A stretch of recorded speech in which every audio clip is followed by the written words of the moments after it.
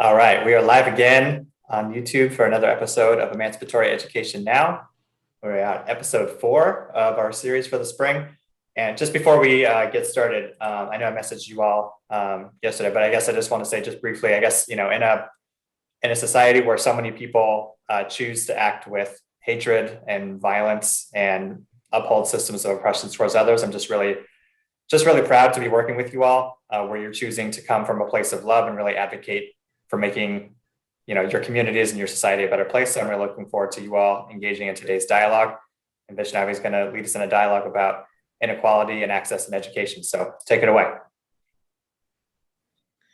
Thanks, Brian. So hello, everyone. Thank you for tuning in, and thank you to my panelists for joining in for today's conversation. For today's topic, I wanted to discuss something that has been going on for the past few decades, ever since college has become more expensive, and that is students in low-income communities. A lot of students at San Jose State University do belong in the low-income community, and they're seeking a higher education, and they're defying all odds, statistics, whatever it is, to come and get a degree. So I just wanted to talk to my panelists about, after the pandemic started, a lot of students are financially insecure now.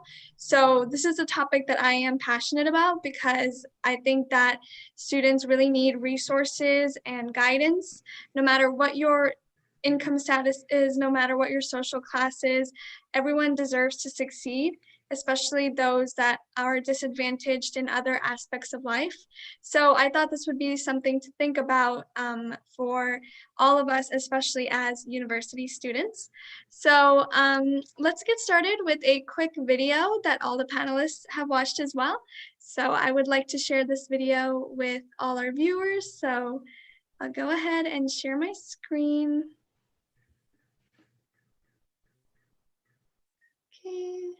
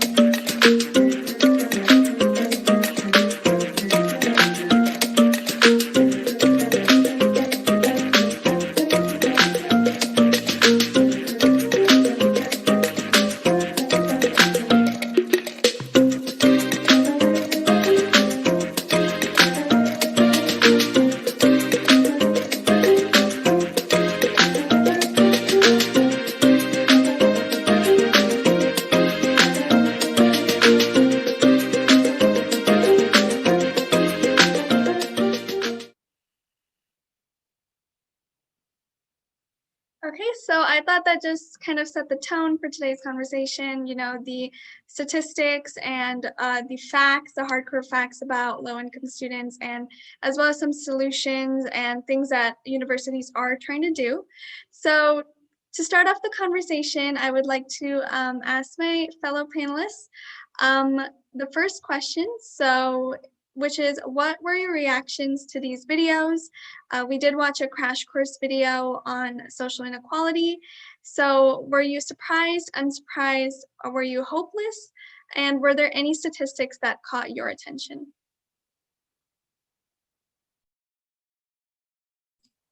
I can go ahead and start us off. So I found both videos to be really informative. So thank you for sharing those, Vaishnavi. They were both, I think the statistics definitely stood out to me. I wasn't too surprised out of all the data because it is something that I've noticed like all throughout school and like just the differences and access to resources low income versus higher income students receive. So it was kind of disappointing to see those statistics and really like this issue has been going on for decades and like really like there's a huge difference in statistics. One that really stood out to me was I believe it was 83% of high income students enroll in college after high school versus 63% of low income students. And in the video you just showed, I think it said like 10% or 16% of low income students end up graduating a 4-year college, which is a really like low percentage compared to income students. And that they mentioned in the crash course video that those statistics lead to the socioeconomic makeup of college campuses to be really similar, and that ends up trapping low-income students in like a cycles of poverty, while college campuses are full of like higher economic students. But it was really interesting to kind of see those statistics really like see them in numbers rather than just like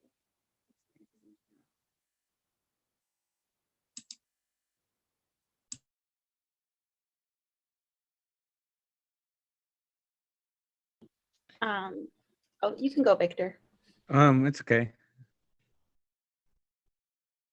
All right. So I think I really liked all of the resources that you provided, Vaishnavi. And, you know, like Aminah, I had already known some of these things already. You know, I knew that it was harder for low income students to get into colleges. I think what stood out to me the most was the NPR article that you actually included, because in this article, it talks about the college admission process and how even though we would all like to think that the college admission process to these Ivy League schools is very neutral, in fact, there's things like legacy preferences, there's things like early decision applications, all of which really harm low-income students. And especially, I think early decision applications really struck me because I hadn't really ever thought about it. But when you make an early decision application, you are committing to attending the school if they accept you.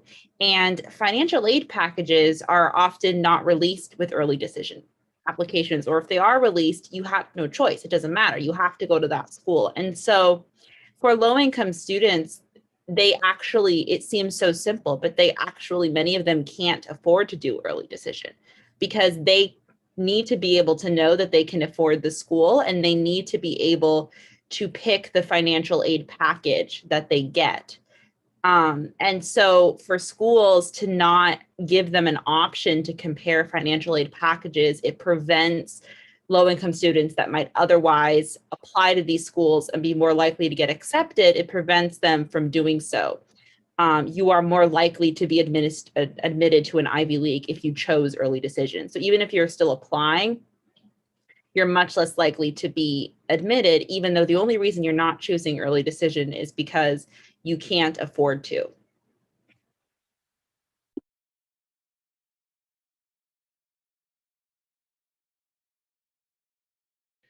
Hi, thank you. Hey, hi, Anna. How you doing? Thank you for talking about the article. Yeah, I found the article very interesting as well. I believe the one point that really stood out to me from the article was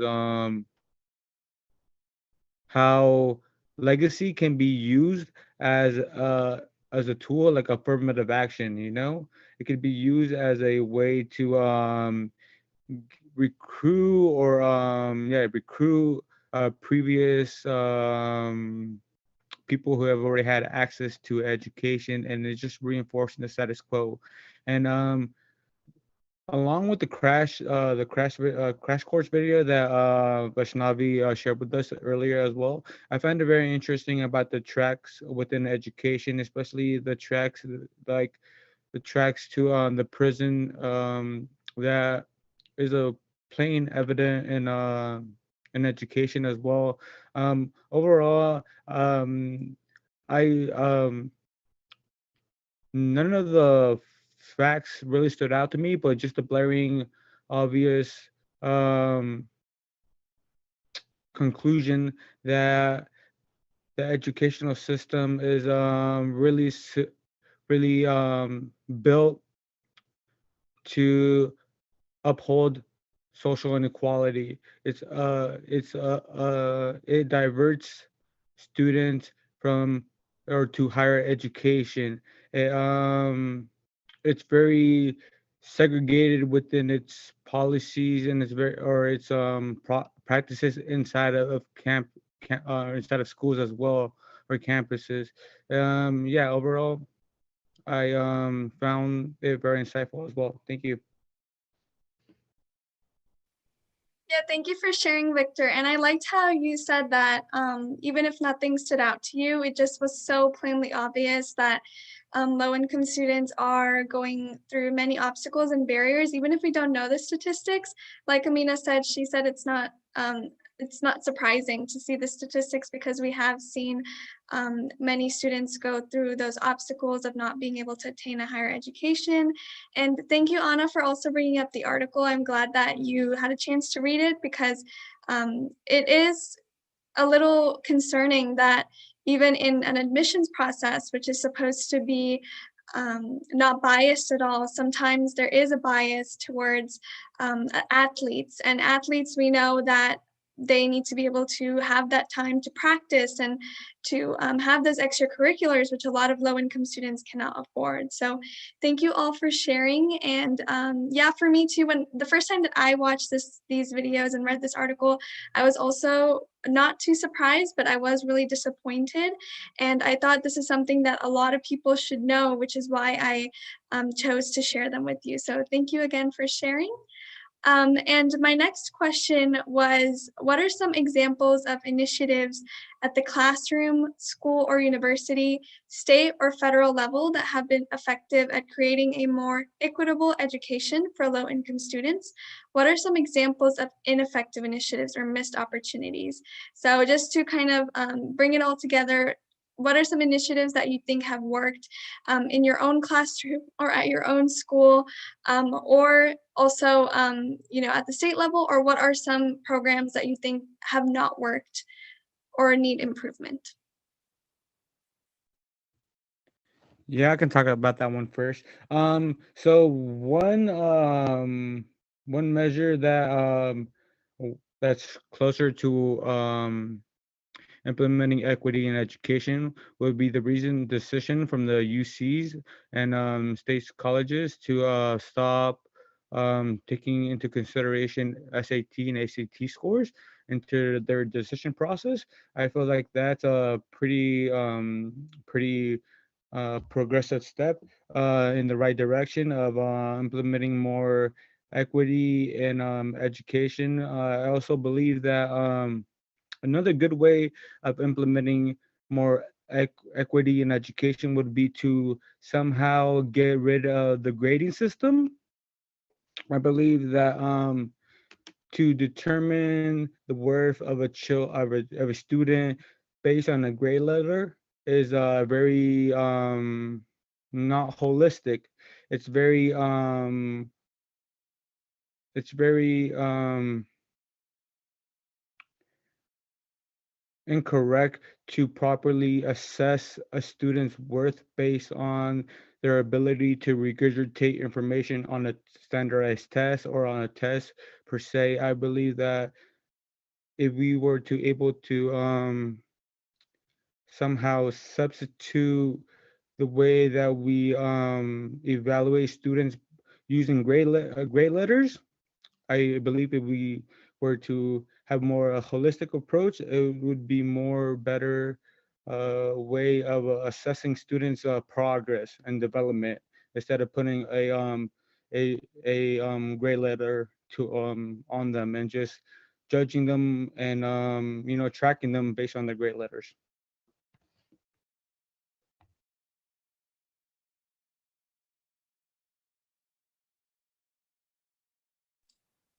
Yeah, Victor, I definitely agree with you. I think that the decision to stop taking like SAT scores and ACT scores into consideration is definitely a step forward, because those test scores, like we discussed last week, aren't like proper measures of a student's abilities. And I think in the crash course video, they mentioned like the term meritocracy, and it's where it's like a society where hard work is recognized and rewarded. And it says that it should be based like not on students like race, gender, or socioeconomic status, but we end up seeing that grades and test scores are based on that due to factors outside the school. I definitely agree with you, because grades and test scores aren't a proper display of a student's abilities. And kind of just going to this like opposite of how you mentioned that, I think an ineffective initiative that just got placed is resuming standardized testing. I think not considering those scores is a great support, because they're not equal measures, but the whole government just announced that they're going to resume standardized testing for K-12, and I think that's kind of a step backwards, because especially now in a pandemic, and that does affect lower income students more heavily, it is not really a fair measure of students, especially if they are applying to colleges as well.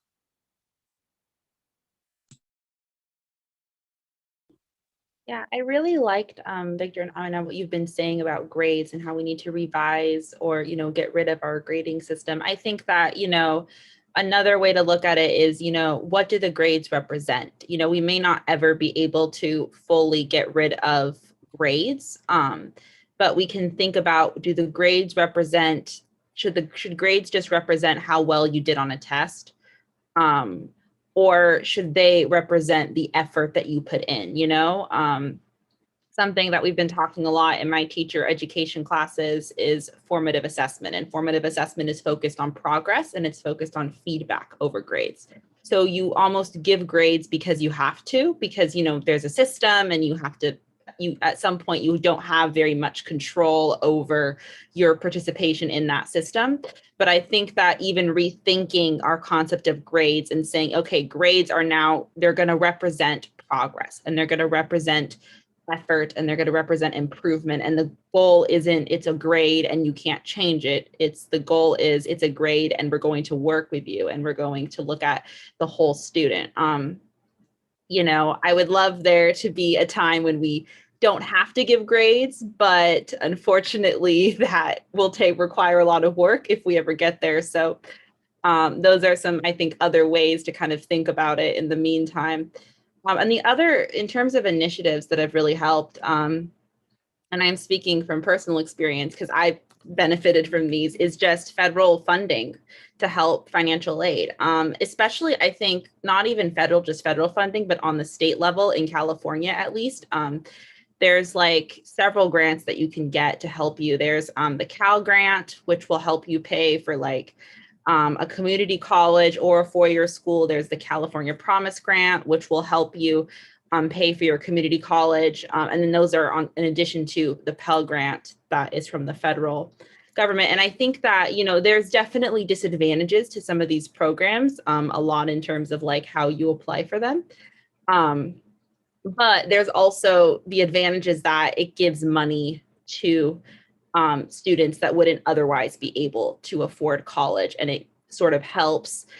It's a step towards reducing that inequality by giving these students access to colleges that they wouldn't otherwise have been able to afford. Yeah, thank you, everyone. And thank you, Anna, for sharing about your personal experience as a student that has applied to these programs and, benefited you. I think it's really nice to hear about students that are aware of these resources and are making use of them. So thank you so much. And Aminah and Victor, I ideas about the standardized testing. I definitely agree, especially after our conversation last week. I see standardized testing in a whole new light now, really thinking about whether it really is an advantage to students versus it being a disadvantage. So thank you, everyone. So the third question I have is, how do you think race plays a factor in schooling in low-income communities? The videos also provided some examples, if you remember any, and did anything stand out to you? So personally, when I created this question, I was thinking about how a lot of low-income students are also colored. So they have that kind of double risk where they are low income and they're also a minority racially. So how do you think this might affect a student, either positively or negatively, or is there no effect at all? Yeah, I mean, race can have a huge impact on a lot of uh, factors in education. I feel like race plays plays a huge role in teachers and counselors set beliefs about students. I believe that some agents in education might come into the institution with deficit-based thinking about certain races or certain groups of people, and I believe that by having that, you kind of also lower your standards, and by lowering your standards, you also you you let me see how to word this. By lowering your standards, the child or the student doesn't get to develop to their full potential, you know. I also think that race plays a role in school by but just the fact that low income communities are typically populated by students of color, and you know, they the low those communities tend to have a little access to resources with inside the school because of tax zones in the district that allocate you know, resources based on the community and the neighborhood. So yeah, I feel like that's just touching on on the effects of race in education.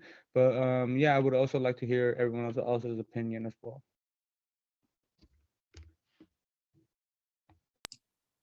Thank you for sharing. I think that's a really like interesting perspective. I didn't think of that much. The first point you made about how teachers and admin can have a different view of a student, and the video did mention something that like I was pretty interested to learn, and it said that most teachers and admin are white, and they can have, which has important implications both for like, curriculum taught and how students are evaluated, which I thought was a really interesting point.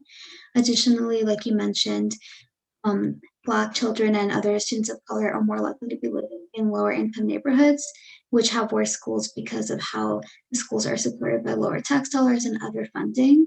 And this just shows a structural disadvantage for the students because they don't have resources or the same amount of resources students in higher income neighborhoods might have. And same with the schools, they may not have access to the best teachers or classrooms, and it can go as little to like the supplies versus supply as a higher income.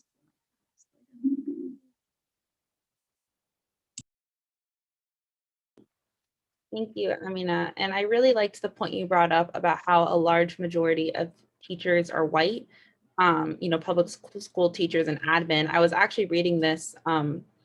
It's every few years, the US Department of Education does a survey of public schools and public school teachers, and they get, you know, demographics information. And the most recent one they did, I think it was the 2017 to 2018 one, the most recent one they did found that 79% of public school teachers are white. And then it's even higher for private school teachers. It's like 85%. So there's a really big difference there. And I think it not only like, it not only creates a mismatch in terms of, you know, who's teaching and the students that are being taught, but it also creates a lack of representation for those students. Because this means that if you're a low-income student of color, you don't see people that look like you that have been to college. The likelihood of you seeing a teacher, of seeing someone in authority that you look up to, and them having gone to college and gotten a degree is much, much lower. And so you may not even see college as an option for yourself. And you may not have the resources to apply to college. You may not even know how to apply to college, how to apply for financial aid.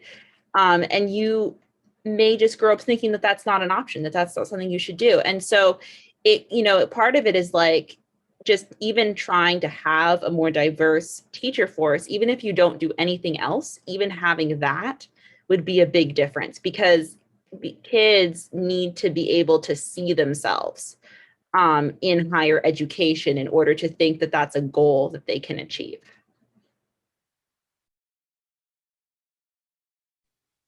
Well, thank you everyone for sharing. And wow, that really stood out to me that 79% of teachers are white. I did not know that. So it makes sense why some students might feel a bit hesitant to maybe approach a teacher, someone that might not understand how they feel as a minority. So it could be like a deeper issue. We could talk about this as a completely different topic, teachers and student dynamic and how that works out. So thank you for sharing your thoughts, everyone. And then my fourth question was, in the crash course video, we did see that higher income students are more likely to spend time with their children, reading books and strengthening their cognitive skills. So these higher income children enter school with more knowledge compared to a child from a lower income household. So how do you think we can support these young children early on to ensure that they're successful throughout their school journey? In the crash course video, this really stood out to me because it could start as early as like 3 or 4 or 5. The school that you're going to is basically going to determine kind of how you are going to approach education and your whole dynamic in the future as you are finishing up your schooling. So I thought this would be an interesting question to ask, not only, university students, but even little children that belong in low-income households.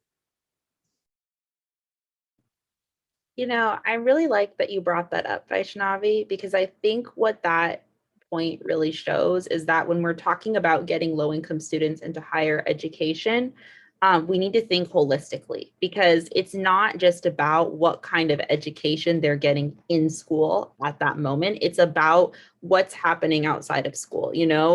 Are they going hungry? Do they have a safe place to live? Do they have a place where they can study? Do they have access to the internet? Do they have access to their school books? Are they having to take care of their younger siblings? Do they even have time to study? And so I think that sometimes it's very easy to make this conversation only about how can we change our schools, which is obviously very important. That needs to be part of the conversation, but it also needs to be what kind of other programs can we put in place to help our students outside of school. And we saw that with the pandemic, because a lot of schools, for example, provide free lunches to students who are of a low income. And so suddenly with COVID, these kids aren't getting food. And for some of these kids, that was the one meal that they could always rely on every day, was that free lunch. And so then all of a sudden schools are having to put in programs to say, how can we get food to these kids? And many schools, set up alternative ways, drive-by, things like that to support their students. And it just really goes to show that when we talk about helping low-income students, we have to think holistically about their lives outside of school as well as their lives inside of school.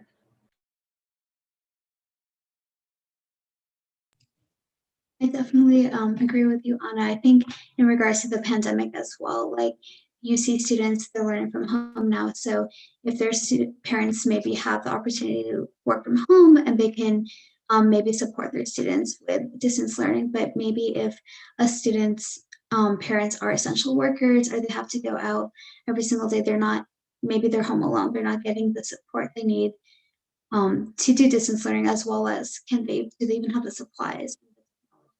I think we've definitely seen a huge gap in that, and that definitely affects the way students learn as well. So I think that definitely like played a big role into that. And then also, 1 second. I think also providing, like, the school can provide resources, like maybe like a learning center, or opening the school up to maybe a few students who don't have the technology at home or the resources at home to learn, so they can connect to Wi-Fi and they can get a computer to learn, as well as providing, I know a few schools do this right now, like providing drive-by pickups for resources kids can get, and even like Anna mentioned, like school lunches where they can drive by. All of a sudden, they're not getting all the resources and technology they used to rely on every single day.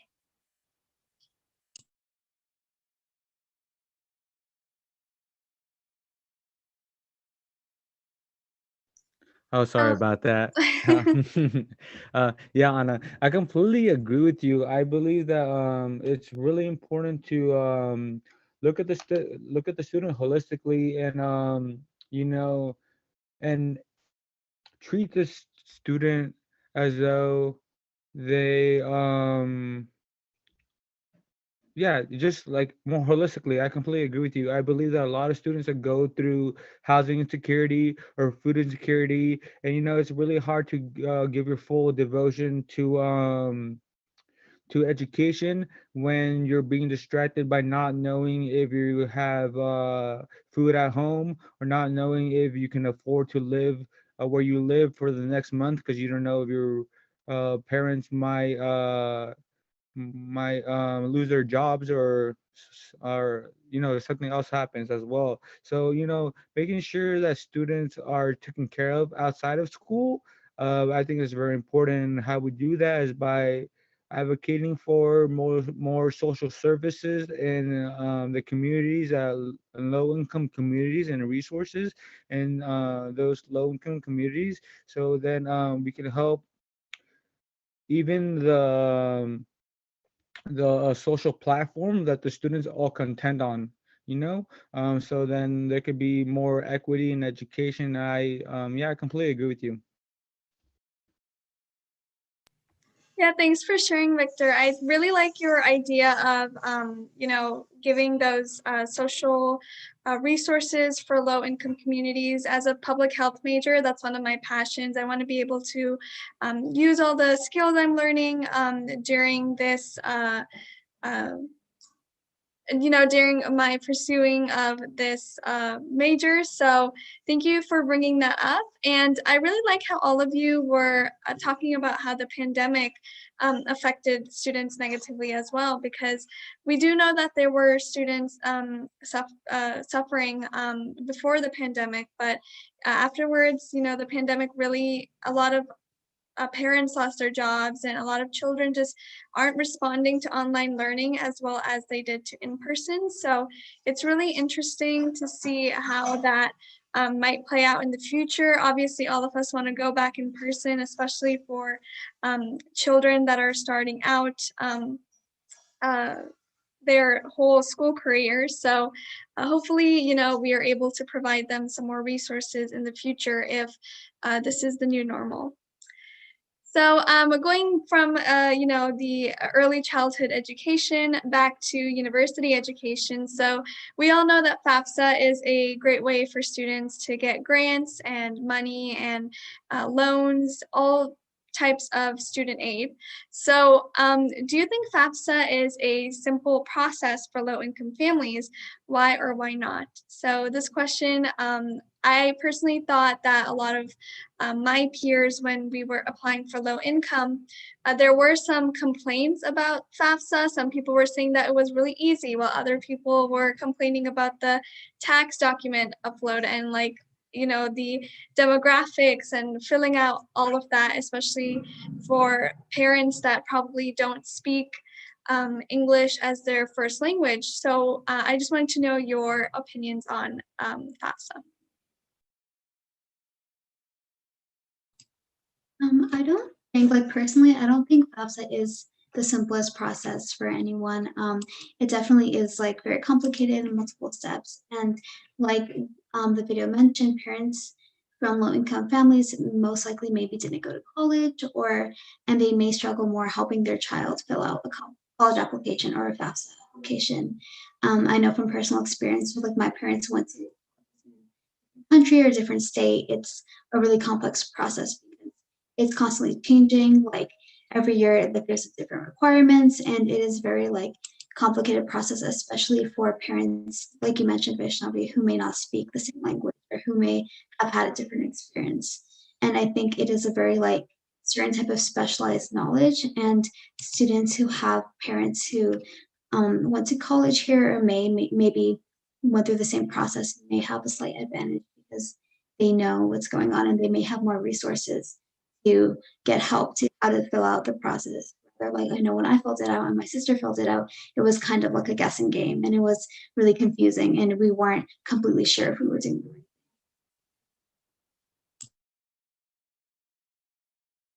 Yeah. Oh, sorry, Victor, do you want to go? Okay. I agree with Aminah. I do not think FAFSA is the easiest process. It gets easier once you do it more than once. You know, you have to do it every year. But I think in the beginning, I was really lucky. My parents were able to help me out when I was doing all the taxes stuff, but it can be very confusing. And I found myself having to Google, like, what's the correct answer to this question? Should I be putting this or that? I've definitely made mistakes on my FAFSA and then had to go back and like correct them after I've submitted it because I realized like, oh, I should not have put that. That was the wrong answer.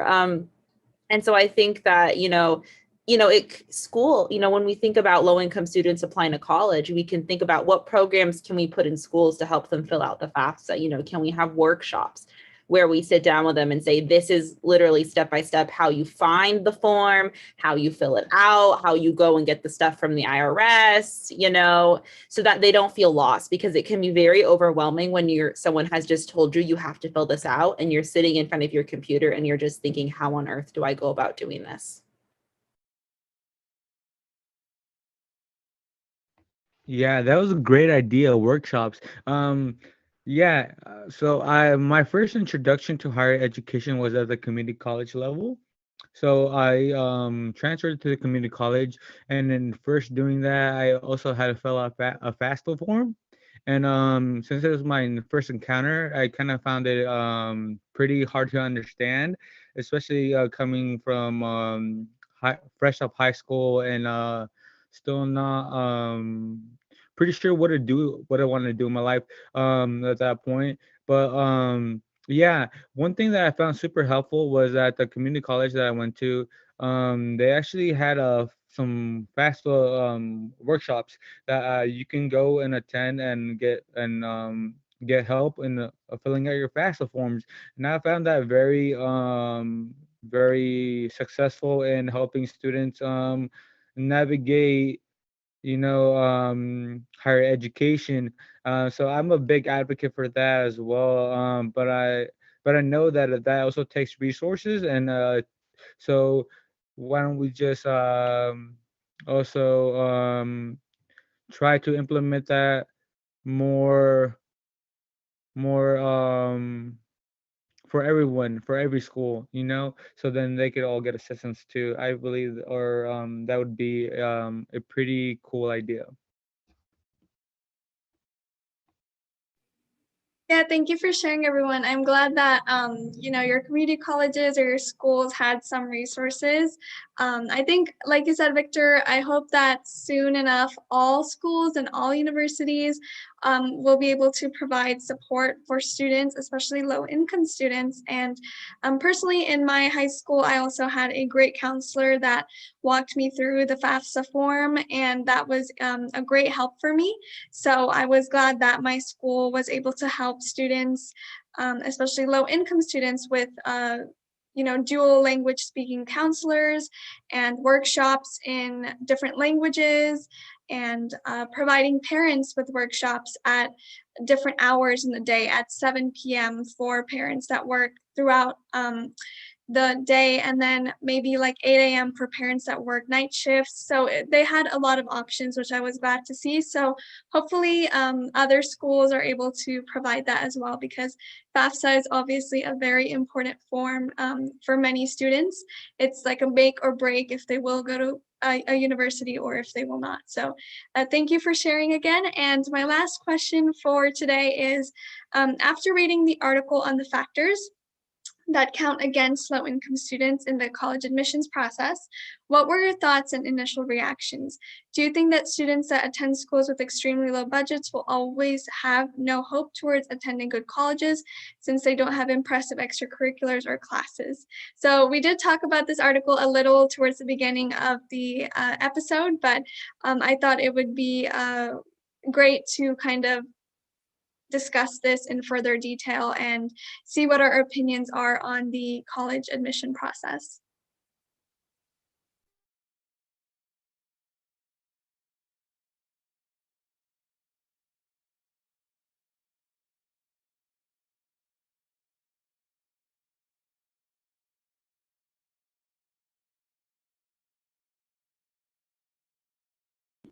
You know, I think after thinking about this question, I don't think there's no hope. I think that, you know, I think there's a lot more access to like state schools than there is to Ivy League schools. So I think we have to make a differentiate between the two. And I think that you can still get, you can still get a good education at a state school, and a lot of low income students go towards that because it's cheaper and there's less hurdles to jump through. I think that we do have to talk about how many of these students are excluded from the Ivy League, the more prestigious schools, because it is problematic when the people that go to these schools, which are considered for the best of the best, when we're not seeing a representative demographic at those schools, because it says something about who's going to who are going to be the leaders, who's going to rise up in society. And it says something when these schools are excluding people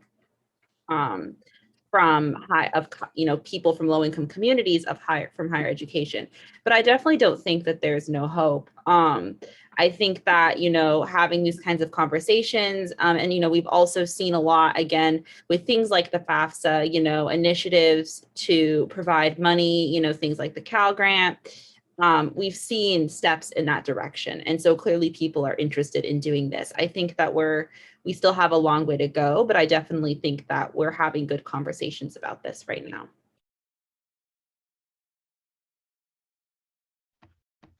I can go next. Well, I don't think it's hopeless, because like there's a famous I believe it's comes from a famous quote from Tupac Shakur that talks about the rose that grew from the concrete, and that analogy ties well into the occurrence or the phenomenon of what happens when students from underprivileged backgrounds still are able to blossom despite of the concrete, despite of the inequality, So it's possible. It's all, if there's a will, there's a way. It's possible, but the thing is that until we start addressing the concrete, until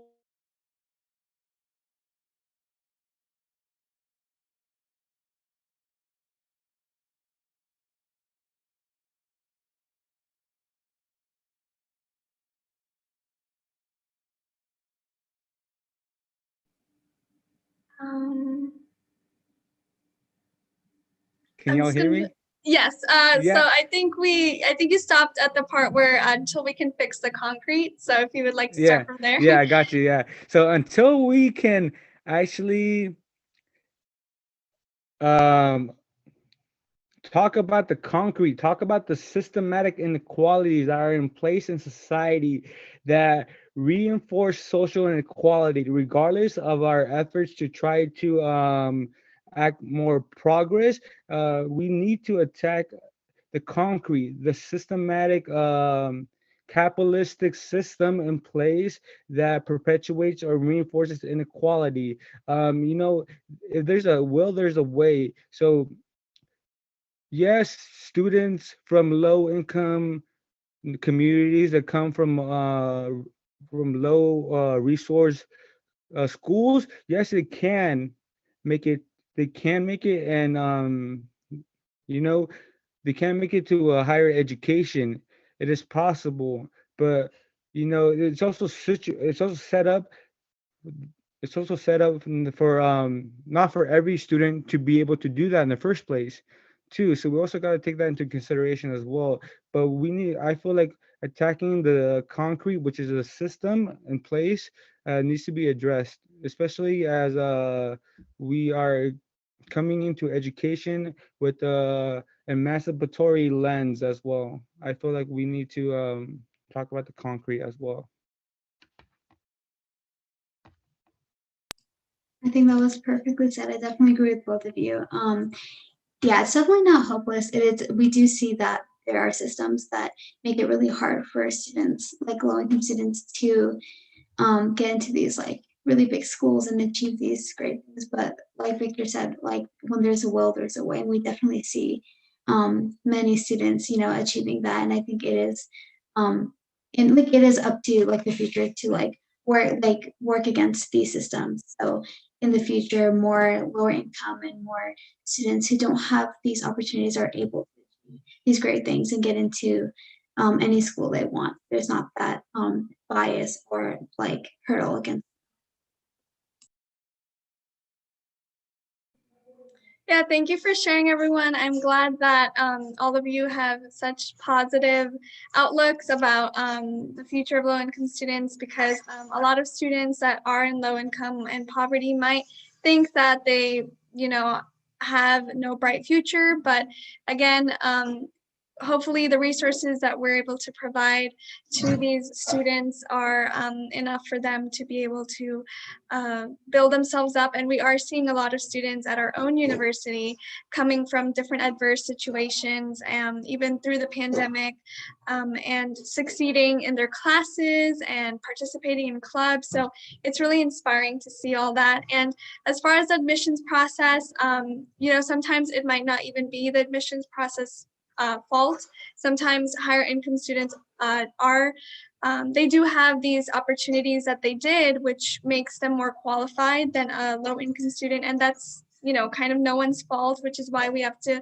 be able to provide the same opportunities to low income students as well. So that doesn't give any divide. And especially I do see universities like the UC system, they allow personal statements that allow these students to write about their experiences and how they overcame these experiences, so that they are able to not only show, you know, their grades and their extracurriculars, but also their overall story. So yeah, thank you once again, everyone, my panelists and also our viewers for tuning in. This was a great conversation, a lot of, you know, different perspectives. And again, thank you for mentioning initiatives and your own opinions and personal experiences. So thank you.